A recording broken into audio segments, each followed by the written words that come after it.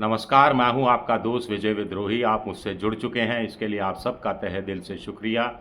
अगले 8-9 मिनट मैं आपसे जुड़े रहने की कोशिश करूंगा।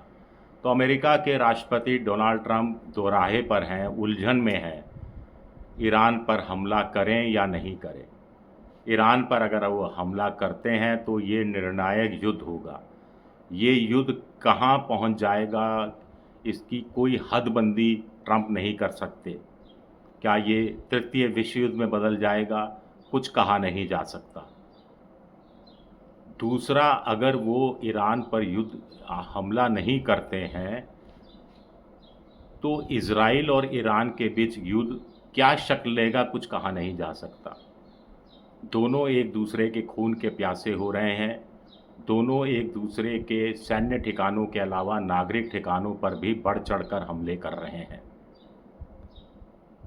इज़राइल नेतन्याहू क्या मजबूरी में, फ्रस्ट्रेशन में आकर सीमित किसी न्यूक्लियर हथियार का इस्तेमाल कर लेंगे? 90 से ज़्यादा उनके पास परमाणु बम है। अगर ऐसा हुआ तो हिरोशिमा और नागासाकी के बाद पहली बार होगा कि किसी देश ने दूसरे देश पर परमाणु बम गिराया हो, भले ही वो सीमित क्यों ना हो। इसमें भी ट्रंप की ही इज्जत जाएगी। अब इज़राइल के एंगल से सोचा जाए तो इज़राइल को लगता है कि हमास बर्बाद कर दिया, हिजबुल्लाह बर्बाद कर दिया, हूती विद्रोहियों को ज़मींदोज़ कर दिया, ईरान के बड़े बड़े कमांडर, न्यूक्लियर साइंटिस्ट मार डाले, ईरान तेहरान पर हमले कर दिए, दुनिया की दूसरे नंबर की रिफाइनरी पर हमला कर दिया, टीवी स्टेशन उड़ा दिया, पुलिस मुख्यालय पर हमला कर दिया। तो अब पीछे क्या हटना, और ज़ोर लगाया जाए, ईरान पर और हमले किए जाएं, अमेरिका को मजबूर किया जाए कि वो जो उनके ब्लस्टर बम है वो दे दे, ताकि परमाणु सैन्य ठिकानों को हमेशा हमेशा के लिए ख़त्म कर दिया जाए।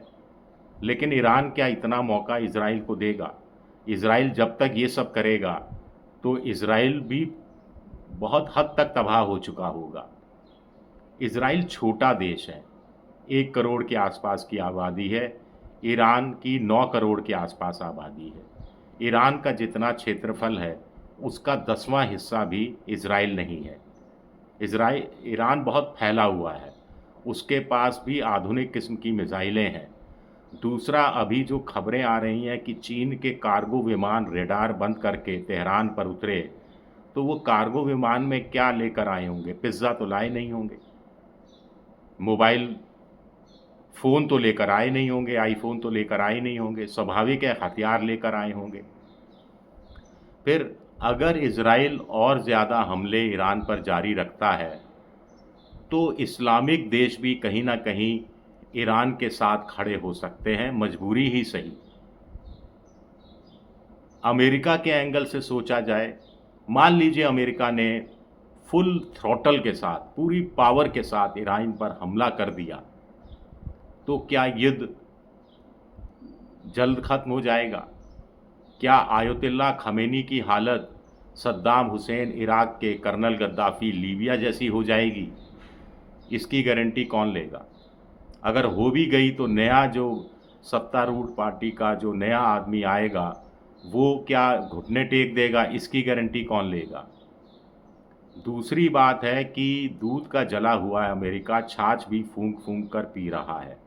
पहली सबसे बड़ी बात है कि ईरान ने अभी तक अमेरिका को हमला करने का कोई मौका, कोई अवसर नहीं दिया है। खाड़ी देशों में करीब 1 दर्जन से ज़्यादा देशों में अमेरिका के सैन्य ठिकाने हैं, कहीं एयर बेस है, कहीं आर्मी बेस है, कहीं कोई दूसरा गुप्त ठिकाना है। 90,000 से ज़्यादा उनके सैनिक हैं, लेकिन किसी जगह ईरान ने अभी तक हमला नहीं किया है। तो ऐसे में ट्रंप के पास कोई बहाना नहीं बचा है। दूसरा, जैसा मैंने कहा, दूध का जला छाछ भी फूंक फूंक कर पीता है। क्यूबा पे चढ़ाई की थी अमेरिका ने ये सोच के कि 4 दिन में निपटा देंगे, लेकिन कितना लंबा संघर्ष चला। वियतनाम में अमेरिका ये सोचकर घुसा था कि पिद्दी सा देश है, यूं ही निपटा देंगे, लेकिन 17 साल संघर्ष चला और वियतनाम से अमेरिका को अपनी सेना हटानी पड़ी। और तो और अफ़गानिस्तान की बात कर लीजिए, पूरा पैसा झोंका, ताकत झोंकी, हथियार झोंके, तालिबान को बढ़ावा दिया, 10 साल 20 साल तक युद्ध चला, 6000 अमेरिकी सैनिक मारे गए, अरबों-खरबों रुपया बर्बाद हुआ, लेकिन अंत में क्या हुआ? जिन तालिबानों के खिलाफ लड़ते रहे, उनमें गुड तालिबान, बैड तालिबान का झूठा-मूठा श्रेणियाँ करके बड़ी मुश्किल से अमेरिका को वापस उल्टे पाँव भागना पड़ा था। गालिब का शेर है ना कि बड़ा नाम सुनते थे, शेर मैं अभी दिमाग में आ नहीं रहा, तो बड़े बेआबरू हो तेरे कूचे से हम निकले। तो क्या ईरान के कूचे से भी ट्रंप को बड़ा बेआबरू होकर निकलना पड़ेगा? और दूसरी सबसे बड़ी बात है कि बैक चैनल्स कितनी तरक्की कर रहे हैं दोनों देशों को समझाने की। पुतिन अपनी भूमिका निभा रहे हैं पर्दे के पीछे, चीन भी कहीं न कहीं अपनी भूमिका निभा रहा है पर्दे के पीछे। यहाँ तक कि सूचनाएँ तो ये भी आ रही हैं कि पाकिस्तान के फ़ील्ड मार्शल मुनीर जब 2.25 घंटे लंच कर रहे थे ट्रंप के साथ उनके व्हाइट हाउस में, गुप्त रूप से, कोई प्रेस मौजूद नहीं थी, कोई और अधिकारी मौजूद नहीं था, तब कहा जा रहा है कि मुनीर ने भी ट्रंप को ये राय दी कि ईरान के पचड़े में मत फंसिए, ईरान और इज़राइल को आपस में उलझने दीजिए। दूसरा, ट्रंप के लिए युद्ध में जाना अब एक तरफ़ा फैसला लेने जैसा नहीं है। उनकी पार्टी, उनकी सत्ता खतरे में है। बहुत सारे जो रिपब्लिकन पार्टी यानी ट्रंप की पार्टी के ही जो कांग्रेसमैन हैं, सीनेटर हैं, वो युद्ध के खिलाफ हैं। उनका कहना है कि ट्रंप एक तरफ़ा फैसला नहीं ले सकते, उनको कांग्रेस की परमिशन लेनी पड़ेगी, सीनेट की परमिशन लेनी पड़ेगी और वहाँ पे परमिशन आसानी से मिल जाएगी। ऐसा भी स्वाभाविक है कि नहीं है। इसीलिए ट्रंप पत्रकारों पर झल्लाए हुए हैं। एक महिला पत्रकार ने पूछ लिया कि ये जो ईरान के जो न्यूक्लियर ठिकाने हैं, उस पर अमेरिका कब हमला कर सकता है? तो वो कहा कि पीछे मुड़कर ट्रंप ने अपने अधिकारियों को देखा, भाई इनको बताओ कब हमला करेंगे, कितने बजे हमला करेंगे, ताकि ये लोग पहुँच जाएँ वहाँ पर।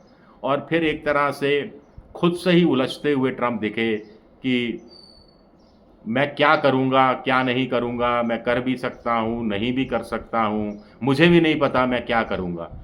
तो इस उधेड़-बुन में दुनिया का सबसे ताकतवर शख्स, जो इस वादे के साथ राष्ट्रपति के लिए चुनाव लड़ रहा था कि वो दुनिया में शांति लाएँगे, पीस लाएँगे, यूक्रेन और रूस का युद्ध ख़त्म कर देंगे, हमास और वो जो गाज़ा पट्टी वाला युद्ध था वो ख़त्म कर देंगे, लेकिन वो तो कुछ कर नहीं पाए, उल्टा खुद वो युद्ध की कगार पर आकर खड़े हो गए लगते हैं।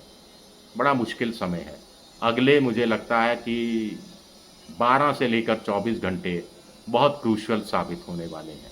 शुक्रिया मेरा ये वीडियो देखने के लिए। पसंद आए तो लाइक कीजिए, सब्सक्राइब कीजिए, शेयर कीजिए। आप मेंबरशिप ड्राइव में भी जा सकते हैं, मेरी आर्थिक मदद भी कर सकते हैं। शुक्रिया आपका, बहुत-बहुत शुक्रिया।